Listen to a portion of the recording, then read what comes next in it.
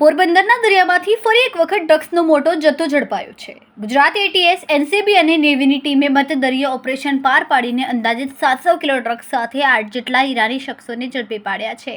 પોરબંદરના દરિયામાં બોટમાં ડ્રગ્સ આવતું હોવાની બાતમી દિલ્હી એનસીબીને મળી હતી. બાતમીના આધારે દિલ્હી એનસીબીની ટીમે નેવીનો સંપર્ક કરીને એક ઓપરેશન મોડી રાત્રે હાથ ધર્યું હતું, જેમાં મધદરિયે એક બોટને આંતરવામાં આવી હતી. આ ઓપરેશનમાં ગુજરાત એટીએસની ટીમ અને ગુજરાત એનસીબીના કેટલાક અધિકારીઓ પણ જોડાયા હોવાનું સામે આવ્યું છે. ઉલ્લેખનીય છે કે છેલ્લા 9 મહિનામાં પોરબંદરના દરિયામાંથી 350 કિલોથી વધુનો ડ્રગ્સનો જથ્થો ઝડપાયો છે. મધદરિયે એક બોટમાંથી કરોડોની કિંમતનું સેંકડો કિલો ડ્રગ્સ સેન્ટ્રલ એજન્સી દ્વારા પકડી પાડવામાં આવ્યું છે.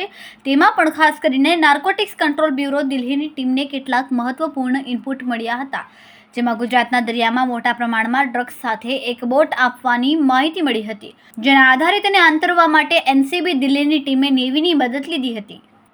ગુજરાત સમુદ્રમાં ડ્રગ્સનો મોટો જથ્થો આવી રહ્યાની બાતમીના આધારે નેવી, એનસીબી અને એટીએસ દ્વારા ગત રાત્રિના ખાસ ઓપરેશન પાર પાડવામાં આવ્યું હતું, જેમાં 8 જેટલા ઈરાની શખ્સો નશીલા પદાર્થ સાથે સુરક્ષા એજન્સીના શંકંજામાં આવી ગયા હતા અને પોરબંદરના ઓલ વેધર પોર્ટ ખાતે લાવવામાં આવ્યા હતા. ત્યાંથી કડક સુરક્ષા બંદોબસ્ત સાથે એસઓજીની ઓફિસ ખાતે લઈ જવામાં આવ્યા હતા. ગઈકાલે મોડી રાતથી ચાલેલા ઓપરેશનમાં અંદાજિત 700 કિલો ડ્રગ્સ પકડાયું હોવાની વિગતો હાલ જાણવા મળી રહી છે.